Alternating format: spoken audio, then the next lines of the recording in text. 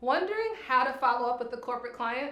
You finally had this highly anticipated conversation and then crickets. How do you get them back on the line? That's what we're going to explore in this conversation. Hint, hint, it's not as hard as you think.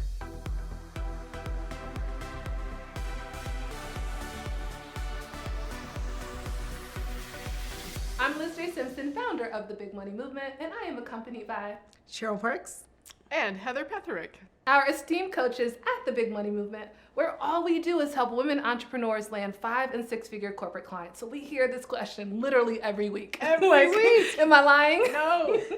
So what are your thoughts on how to follow up with the corporate client? Wait. Okay. Before we jump in on how to follow up with a corporate client, I must point out how we get into this mess, because I want members and viewers to know how we can prevent this follow-up, this chasing ever happening. Right.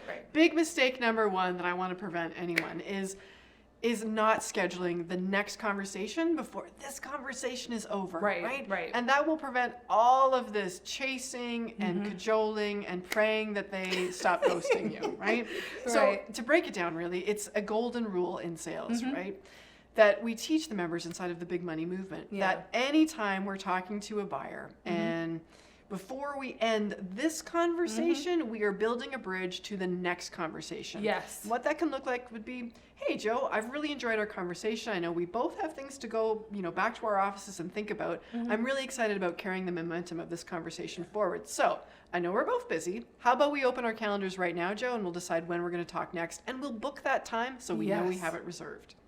That's all it takes, right? Yes. Less than 20 seconds to articulate, let's get the commitment, let's build the bridge to keep this relationship and this conversation going. When we do that, we remove any of the chasing out of our calendar and we become sane and whole again.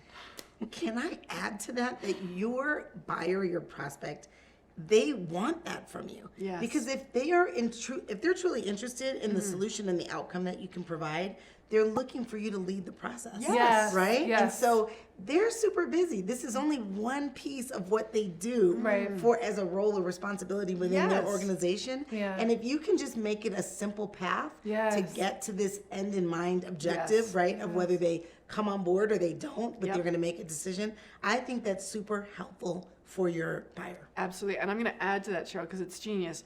The buyers that are looking to work with us, they want us to be the professionals that can take care of them. And part of that caretaking is building the bridge and logically laying out the next steps for them. Them not having to do the heavy thinking or the scheduling or the organizing. When we demonstrate that ability, even in those early conversations, we demonstrate our proficiency, that we have a process and we have them taken care of. Wow, that's gold. Like, there's so much gold right there. I'm giving them a second to breathe because I know y'all taking notes, right?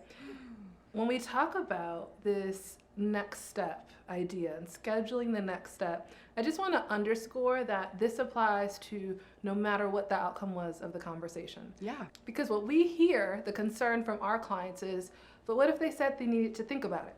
Or what if they said there was someone else they needed to talk to? Or what if they said they were going on vacation?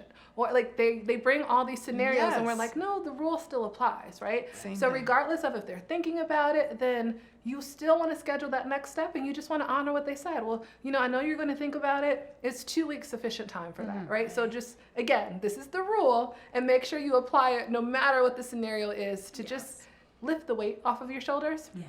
I also love what you just said, Heather, about demonstrating proficiency.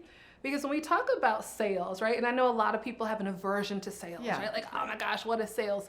But I love this point that you called out, which is how we show up in the sales process is really a preview into how they assume we're going to show up as service providers. Yes. Right? And so what we know about executive buyers is that they have conflicting priorities. We talk about executives' hair being on fire. There's so much going on in their role. And I've heard so many times from executive buyers that even when I have the best intentions and I have high commitment and motivation to work with you, the day-to-day of my role might conflict with that, and you might fall off my radar, or there might be other things going on. So leading that and showing me that you're not going to let communication fall off your radar. You're not going to let us lose momentum on the conversation we had. Showing that in the sales process demonstrates that's also how I'm going to serve you as well as a consultant. Right. Awesome. Right. And I think that speaks to the micro decisions that are made, right? Decisions that prospects and buyers are making all day, every day, while they're talking to you, while they're not talking to you, while they're thinking about other roles and parts of their, while they're thinking about other responsibilities they have, they're making decisions about where things place and what's a priority. What's a priority today? It was a priority last week when you were here, but I've got other things that insert themselves. Yes. So that speaks to, the proficiency, right? Example, in terms of getting it on the calendar so they can move things along. Speed does not work in our favor. Once you're engaged, I think you said something about death of time kills deals. It was kills. The word kill. Yeah, it's was a little actually in strong there. language, typical Liz. Time kills deals. Yeah. Time does kill deals. Because there are going to be other things that come onto their radar that become more important. Vacations, God forbid, things that are unexpected, right?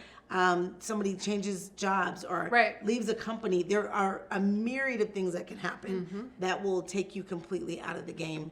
And you've done all of this work and put all this effort in and asked good questions and understood they were in pain.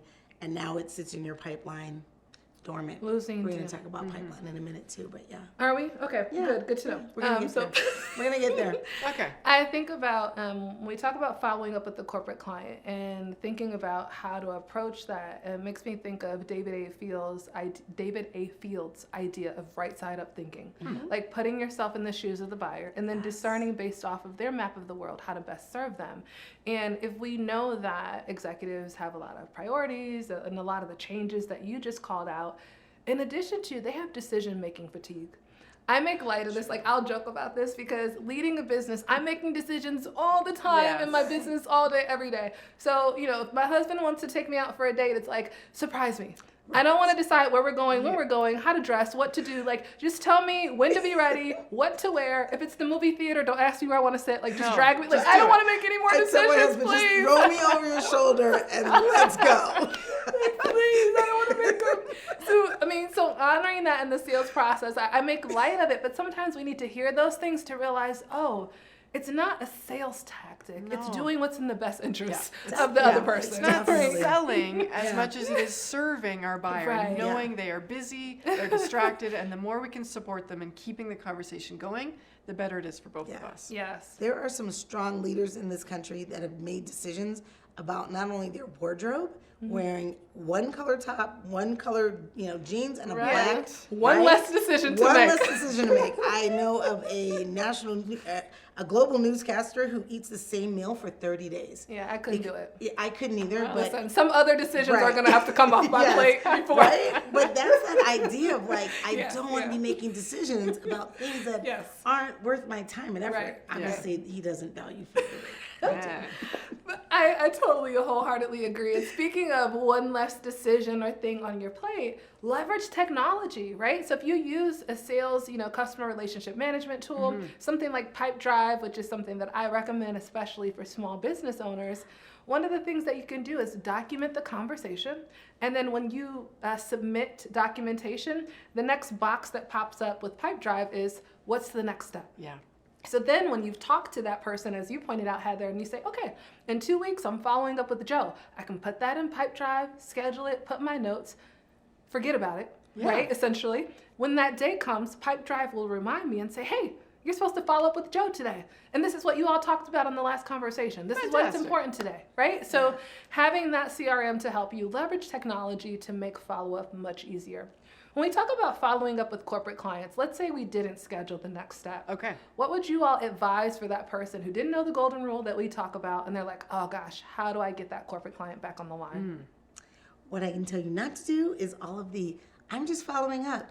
I'm just checking in. I'm circling back, bouncing this to the top of your inbox. Yeah. Everyone does that. You want to not be part of that whole noise. That noise that everyone's doing, and that's exactly what it is. So you want to give, first and foremost, you want to come up with a really solid reason to follow up. You have your reason. You want to follow up with a reason that is valuable to your prospect. Maybe it's a question that you should have answered for them. Maybe it's a different perspective to a question that they had in the meeting, right? Yes. It could be a resource that maybe you want to provide to them, something that they suggested they were interested in professionally or personally, right? That happens all the time.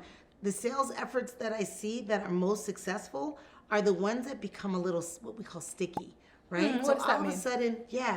So all of a sudden, I'm the buyer, I'm your corporate client, your corporate prospect, and I start to think, you know what? She sent me information on this. I wonder if she knows something about this other issue I'm having. She said that she really enjoys this particular part. I wonder if she knows someone, right? That's becoming a little bit more sticky, and you're becoming more advisor space and not so much sales space, right? Not that the sales space isn't a good space, but you want to be in that advisor consultative role where your buyer thinks of you first and says, I bet I could at least ask her if she knows of someone or if she has a solution. Right. Love that stickiness. That brings me to a word that we talk about all the time in the big money movement, which is positioning, right? Like if I'm positioned appropriately, when I think of positioning, it's like if someone's brain, if their memory is like a file cabinet, it's like I am taking up a drawer in your memory for if I have concerns about this thing, anything in this realm, this is the person that I associate with it. So when you talk about that stickiness, if I'm after the conversation, if I'm following up with them by providing insights or relevant information to your point, now I'm taking up that memory drawer, if you will. And when they think of other things, they might reach out on their own. Yeah, you're now a resource in their brain for ideas in this realm. Yeah, it's great. I think one of the other big things that I want to highlight, particularly because we work with women entrepreneurs, and they're, a little bit not uncomfortable. They're a little uncomfortable with the idea of selling initially, pre-big money movement, right? And it's the diligence and follow-up, right? Especially when it comes to corporate clients. Matter of fact, you and I were just having a conversation yesterday. It's like, I'm not going to say this is a game that executive buyers intentionally play, but I have heard some executive buyers say that I'm going to do business with the service provider who is diligent and consistent in their outreach. Not the person who reaches out once or twice and then forgets about me. I want to see that you will really nurture this relationship. And so I want to talk about how often they should reach out. Like, do they stop after one try? Do they stop after a couple? What are your thoughts on this? Well, I know we all share the same perspective. We've often joked on Q&A calls with the BMM members that you don't stop calling and reaching out until the answer is no. And, well, as funny as it is, it's actually true. Right. Unless we keep asking, the answer, of course, is going to be no. How many sales or deals have been lost in the follow-up? Lack of follow-up. Lack of follow-up. Yes. So strategies for follow-up. Always multiple follow-ups. And sometimes if we're not getting a response in one channel of follow-up, say for example, I continue to send emails to an executive buyer and I'm just not getting a response to reinvigorate the conversation, then what is often a great strategy we call pattern disrupt. So if emails aren't being responded to, and maybe they're on holidays, maybe they're distracted away from their office, fair. So if one channel of communication isn't getting a response, let's pattern disrupt and let's pick up the phone. Or lo and behold, if we're in the same geography, we can show up to the office, right? Other ways to reach out and pattern disrupt to get a response is a great strategy. Speaking of reach out, that is the perfect segue to the next video where we are going to tell you exactly how to reach out to corporate clients. Click that next video. We'll see you there. Bye.